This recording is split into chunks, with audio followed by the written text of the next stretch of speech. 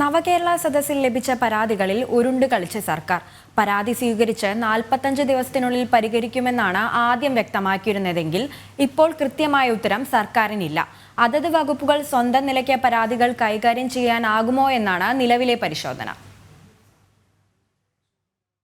നവകേരള സദസ്സിൽ ലഭിച്ച പരാതികൾക്ക് VVIP പരിഗണന നൽകി തീർപ്പ് കൽപ്പിക്കുമെന്നായിരുന്നു സർക്കാരിന്റെ ആദ്യ വാഗ്ദാനം. ജില്ലാതലത്തിലെ പരാതികളിൽ 30 ദിവസത്തിനുള്ളിലും സംസ്ഥാനതല പരാതികളിൽ 45 ദിവസത്തിനുള്ളിലും തീരുമാനമെന്നാണ് പറഞ്ഞിരുന്നത്. എന്നാൽ ഇതുവരെ എപ്പോൾ പരാതികളിന്മേൽ തീരുമാനമുണ്ടാകുമെന്നതിൽ സർക്കാരിന് വ്യക്തതയില്ല. സ്പെഷ്യൽ ഓഫീസർമാരെ നിയമിച്ച് പരാതികളിൽ തീർപ്പുണ്ടാക്കുമെന്നായിരുന്നു തീരുമാനം. അതും നടപടിയായില്ല. ഇതുവരെ നടപടികളൊന്നും ആകാത്ത സാഹചര്യത്തിൽ അതത് വകുപ്പുകൾ തന്നെ പരാതികളിന്മേൽ പരിഹാരമുണ്ടാക്കാനുള്ള ശ്രമത്തിലാണ്. ആദ്യപടിയായി റവന്യൂ വകുപ്പ് നോഡൽ ഓഫീസർമാരെ നിയമിച്ചു തുടങ്ങി.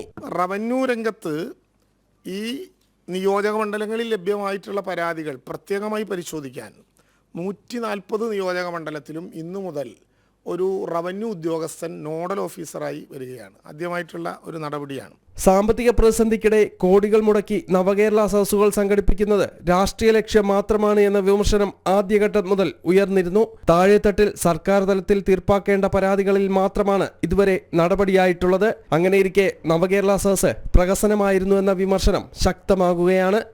ജനം, തിരുവനന്തപുരം.